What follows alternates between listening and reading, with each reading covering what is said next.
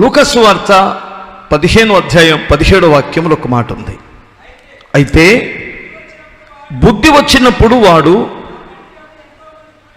నా తండ్రి యొద్ద ఎంతోమంది కూలి వాండ్రకు అన్నము సమృద్ధిగా ఉన్నది, నేనైతే ఇక్కడ ఆకలితో చచ్చిపోతున్నాను.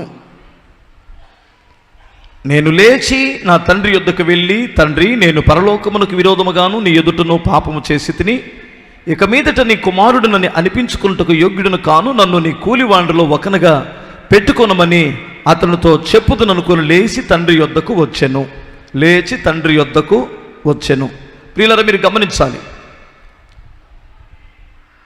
ఇక్కడ ఒక చిన్న కుమారుడు కనిపిస్తాడు. అమ్మా, అందరు నా వైపు చూడండి, కళ్ళు తెరవండి.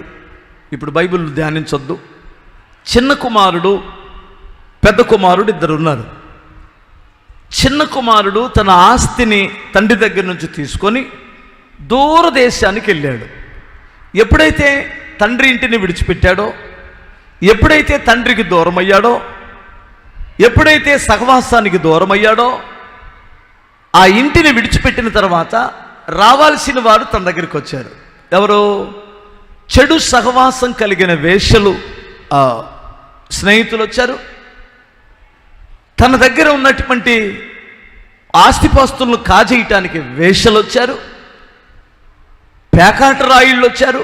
పాడైనటువంటి మనుషులందరూ తనకు తోడయ్యారు.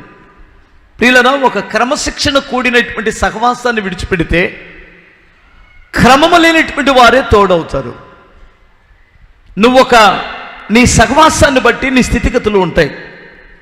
వేశ్యలతో సహవాసం చేస్తే నువ్వు కూడా వేశ్యగా నన్ను మారుతావు, వేశ్య కిందైనా కడతారు నిన్ను. బార్ షాపులో కూర్చొని మందు తాగే వాళ్ళతో కూర్చుంటే నువ్వు తాగలేదంటే ఎవడో నమ్మడు. నువ్వు ఎందుకు బార్ షాపులోకి వెళ్ళి ఒక 500 రూపాయల నోటుకి చిల్లర తీసుకోవడానికి వెళ్తే నువ్వు లోపల నుంచి వచ్చేటప్పుడు ఎవడైనా చూస్తే నువ్వు మందు తాగి వస్తున్నావు అనుకుంటారే తప్ప, నువ్వు చొక్కా జింపుకొని చెప్పినా వాడు ఎవడో నమ్మడు.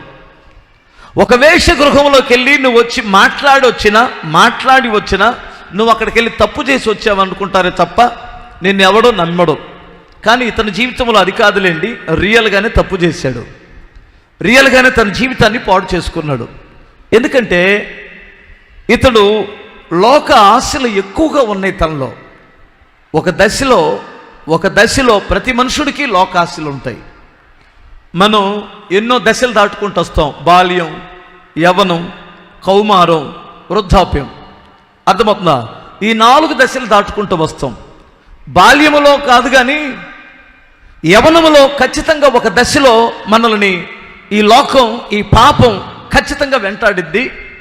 ఆ కోరికలు మనల్ని బుద్ధిహీనతలోనికి నడిపించే అవకాశం ఉంది. ఇతడు వెళ్ళాడు, ఏదో లోకములో ఉంది అనుకున్నాడు.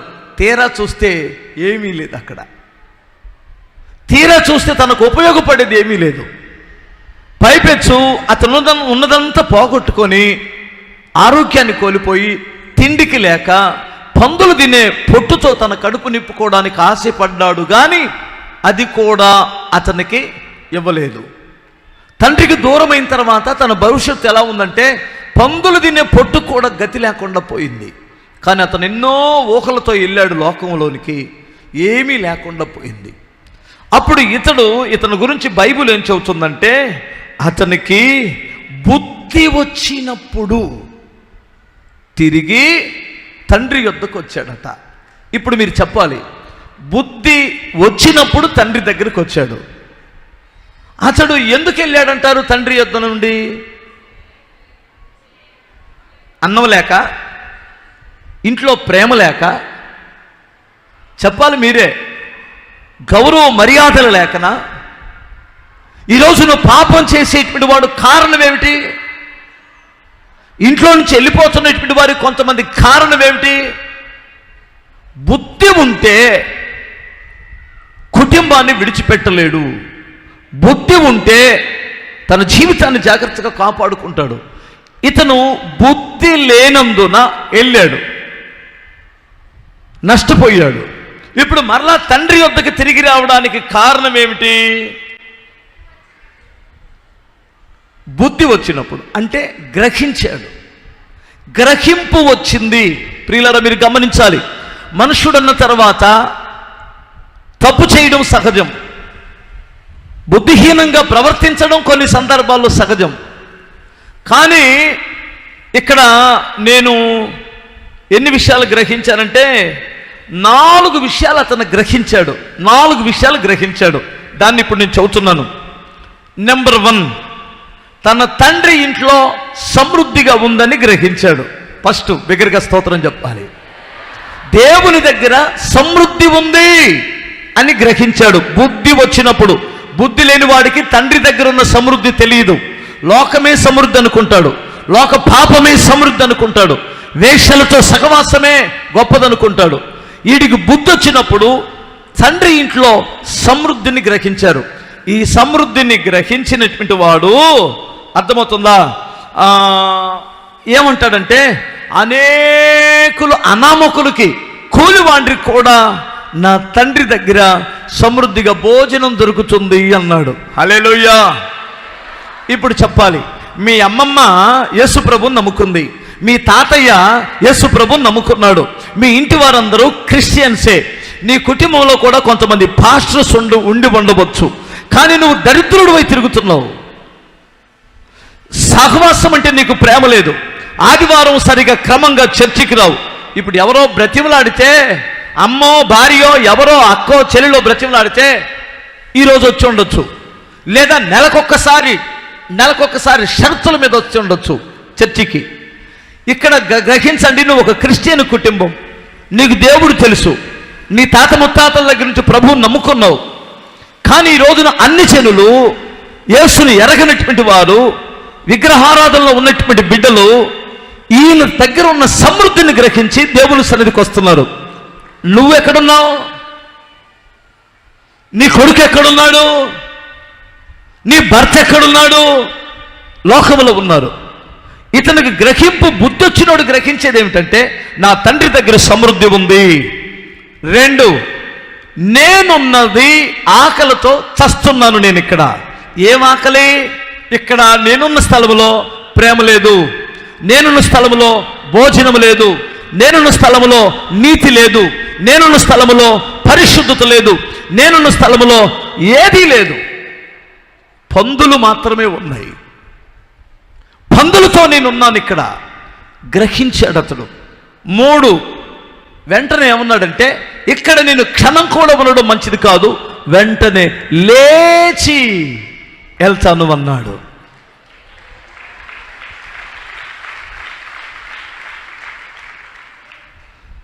నువ్వు కూర్చున్న స్థలం స్మెల్ వచ్చింది, చూసావు, కుక్క పెంట ఉంది అక్కడ, ఏం చేస్తావు? నువ్వు కూర్చున్న దాని మీద కుక్క పెంట ఉంది, ఏం చేస్తావు? కూర్చున్నాను సాయంత్రం లేచి వెళ్దామంటావా? సెకండ్ల మీద లేస్తావు. ఓకే, నువ్వు కూర్చున్న ఆ చాప కిందకి పాము పిల్ల వచ్చింది, ఏం చేస్తావు? ఎలా లేస్తావు? కుక్క పెంట ఉన్నప్పుడన్నా చిన్నగా లేస్తావు, కానీ పాము పిల్ల వస్తే, అరే బల్లి వస్తేనే పరిగెడతారు మనోళ్ళు లేచి. పాము వస్తే అంత స్పీడ్గా లేచాడట. అంటే సెకండ్లు కూడా లేటు చేయకూడదు, కొన్నిటికి లేట్ చేయకూడదు. ఈ హార్ట్ అటాక్ వచ్చినటువంటి వారికి, ఈ బ్రెయిన్ స్ట్రోక్ వచ్చినటువంటి వారికి డాక్టర్లు ఒక మాట చెబుతున్నారు, మొదటి గంటలో, అది గోల్డెన్ అవర్ అంట. ఎవరికైనా గుండె నొప్పి వస్తే గంట లోపులో, అతి త్వరలో హాస్పిటల్ తీసుకెళ్తే అది గోల్డెన్ అవర్, బంగారపు గంట. స్తోత్రం చెప్పాలి ఒకసారి, అర్థమవుతుందా? బంగారపు గంట అది. ఆ గంట లోపల వెళ్తే వెంటనే బ్రతికేస్తాడు. ఒకవేళ పక్షివాతం వచ్చినటువంటి వారిని ఎవరైనా సరే 2 లేదా 3 గంటల లోపల కానీ వెళ్తే, ఏది విజయవాడ నాటు మందుకో, ఆ మందుకో, ఈ మందుకో, ఆ పసరకో, ఈ పసరకో కాకుండా డైరెక్ట్గా కానీ ఒక పక్షవాయం కలిగినటువంటి హాస్పిటల్ డాక్టర్ గారికి తీసుకుని వెళ్తే అది గోల్డెన్ అవర్. అతనికి వెంటనే ఆ క్లాట్స్ కరిగిపోతాయి. ఎవరైనా పిచ్చి మాటలిని అంతకుముందు పక్షవాతం వస్తే పలానా దగ్గరికి తీసుకెళ్ళాను నాటు మందుల దగ్గర తీసుకొని వెళ్ళిపోయి 6 గంటలు దాటిన తర్వాత తీసుకొని వెళ్తే హాస్పిటల్కి వెళ్ళినా త్వరగా రికవరీ అవ్వడానికి వీల్లేదు. ఆ వంకర పోతాయి, కాల్లో చేతిలో పోతాయి. లేదు 2-3 గంటల లోపల కానీ హాస్పిటల్కి కానీ తీసుకెళ్ళగలిగితే అతనికి ఎప్పటిలాగానే కాళ్ళు చేతులు పనిచేస్తాయి. ఇది డాక్టర్ గారు చెప్పిన మాట. ఎంతమంది తెలుసు? పనిలో పనిది కూడా చెప్పాను నేను. మీకు బిగ్గరగా స్తోత్రం చెప్పాలి. హల్లో చెప్పగలవా? ఇప్పుడు అతడు వెంటనే లేచెల్లి ఏమంటాడు చెప్పున? పశ్చాత్తాపడాలనుకున్నాడు. ఏమిటంటే, నా తండ్రి, నేను నీకును పరలోకానికి వ్యతిరేకంగా పాపం చేశాను. ఒప్పుకున్నాడు. ఇప్పుడు 4 విషయాలు చెప్పాను. అతడు తండ్రి ఇంట్లో ఏముందో సమృద్ధి గ్రహించాడు, ఇక్కడేముందో గ్రహించాడు, వెంటనే లేచాడు, తండ్రి యొద్దకు వెళ్ళి పశ్చాత్తాపడ్డాడు. నీకు అసలు గ్రహింపు ఉందా? నీ ఇంటి వారు ఎంత మంచోలో నీ గ్రహింపు ఉందా? నీ సంఘం ఎంత శ్రేష్టమైందో గ్రహించావా? గ్రహింపు ఉండదు కొంతమందికి. మంచిగా కనిపించదు, మంచి చెడ్డగా కనిపించింది, చెడ్డేమో మంచిగా కనిపించదు. గ్రహింపలేని వాడు బుద్ధిహీనుడు, గ్రహించిన వాడు బుద్ధిమంతుడు. గ్రహింపు రావాలి ఫస్ట్. ఈడు ఎప్పుడైతే గ్రహించి తండ్రి దగ్గరికి వెళ్ళాడో ఇక్కడ 5 మేలులు జరిగినాయి. అతనికి 5 ఉపయోగాలు జరిగినాయి. నెంబర్ 1, కనికరపడెను. తన తండ్రి తన మీద కనికరపడ్డా, కోపడ్డా? కనికరపడ్డా, పగబట్టాడా? అంటే నీ తండ్రి బుద్ధి తెచ్చుకొని నువ్వు దేవుని దగ్గరికి వస్తే, ఇప్పటికైనా మందు విడిచిపెడితే, ఇప్పటికైనా వ్యభిచారాన్ని విడిచిపెడితే, ఇప్పటికైనా లోకపాపాన్ని విడిచిపెడితే, తండ్రి నీ మీద ఏం పడుతున్నాడు? ఆ వెనుకున్నప్పుడు వారు చెప్పండి, కనికరపడుతున్నాడు. బిగ్గరగా స్తోత్రం చెప్పాలి. నేనేమంటానంటేనండి, మనుషులు మనం మారిన తర్వాత మనుషులు క్షమించలేమో కానీ దేవుడు మాత్రం వెంటనే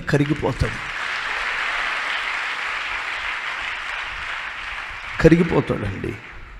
కనికరం అంటే కృప దొరికింది వాడికి. వెంటనే అతను మెడ మీద పడి ముద్దు పెట్టుకున్నాడు. ముద్దు ఎప్పుడు వస్తాడు మనుషుడు? ప్రేమ ఎక్కువైతే, వాత్సల్యత అయితే ముద్దు పెట్టుకుంటాడు. స్తోత్రం చెప్పగలరా?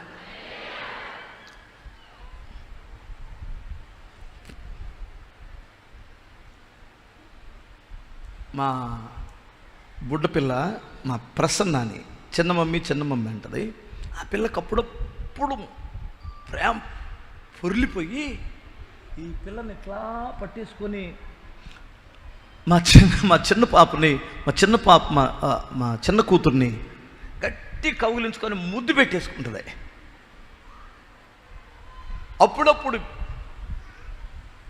అప్పుడప్పుడు ప్రేమ వస్తుంది. దాన్ని ఏమంటారు చెప్పండి? వాత్సల్యత. మనకు అప్పుడప్పుడు వచ్చింది, దేవునికి ఎప్పుడూ ఉంటుంది. ఎనీ టైం 24 గంటలు ఆయనకి నీ మీద ప్రేమ ఉంది. ఆయనకు నువ్వు ముద్దొస్తున్నావు. ఎప్పటి వరకు అంటే, నిన్ను వృద్ధాప్యం వరకు, ముదిమి వచ్చేంత వరకు నిన్ను ఎత్తుకుంటానంటాడు. కొంతమందికి అండి పిచ్చి పనులు. మా ఆయనకి నేనంటే ఇష్టం లేదు, నేనంటే అస్సలు దగ్గరికి రానివ్వడు, నేనంటే ఇష్టం లేదు, నేను బ్రతకడం కంటే చావడం మంచిది అనుకుంటారు. పిచ్చిదాన. మీ ఆయన ప్రేమ నీకు దొరకపోయినా నీ తండ్రి ప్రేమ నీకుంది. గుర్తుపెట్టుకో. కొంతమంది పురుషులకి తన భార్య ప్రేమ దొరకదు. నిజమది. తన భార్య ప్రేమ దొరకదు. ఆఫ్టర్ ఆల్ ఆ మనిషి ప్రేమ దొరకపోయినా నీ దేవుని ప్రేమ నీకు దొరికింది. నిజం నేను చెబుతుంది, మిమ్మల్ని ఎడదీయటానికి కాదు. కొన్నిసార్లు కన్నీ పెంచి పెద్ద చేసుకున్న పిల్లలు, తిన్నావా అమ్మా, బాగుందా నీకు ఆరోగ్యం అని అడగకపోయినప్పుడు నేనెవరికి ఇష్టం లేదు, ఎవరికి నా మీద ప్రేమ లేదు, నేనెందుకు బ్రతకాలనిపిస్తుంది? అట్లా చేయొద్దు. నీ దేవుడికి నీ మీద ప్రేమ ఉంది. ఎప్పుడు నువ్వు బుద్ధి తెచ్చుకుంటే, తండ్రి దగ్గరికి వస్తే ముద్దు పెట్టుకున్నాడు. 3 వస్త్రాలు ఇచ్చాడట. రక్షణ వస్త్రం, మహిమ వస్త్రం, ఉల్లాస వస్త్రం. బుద్ధి వస్తే ఎన్ని వస్తున్నాయి చూడండి మీరు. వస్త్రాలు ఇచ్చాడు, ఉంగరం ఇచ్చాడట. స్తోత్రం చెప్పాలి. ఉంగరం దేనికి సాదృశ్యం తెలుసా? అధికారమునకు సాదృశ్యం. నువ్వు దేవుని కుమారుడుగా ఉండడానికి అధికారం కోల్పోలా. నేను వేశ్యలతో తిరిగాను కదా, నేను తప్పు చేశాను కదా, నా తండ్రి నన్ను మరలా కూలివాడిగా చూస్తాడేమో. పొరపాటున ఆయన చూడలేడు, నేను కూలివాడిగా, బిడ్డగానే చూస్తాడు. నీకు ఆ కుమారుడు అగుటకు అధికారము, ఆయనని ఎందరు అంగీకరించదులో వారందరికీ దేవుని కుమారులగుటకు అధికారం. కొట్టు చప్పట్లు ఒకసారి. ఏమిటి అధికారం? యేసు నామములో నువ్వు దయ్యాలు ఎల్లగొట్టే అధికారం దేవుడు నీకు ఇచ్చాడు. రోగాలను స్వస్థపరిచే అధికారం ఇచ్చాడు. బలమైన కార్యాలు చేయడానికి దేవుడు నీకు అధికారం ఇచ్చాడు. బిగ్గరగా స్తోత్రం చెప్పు ఒకసారి.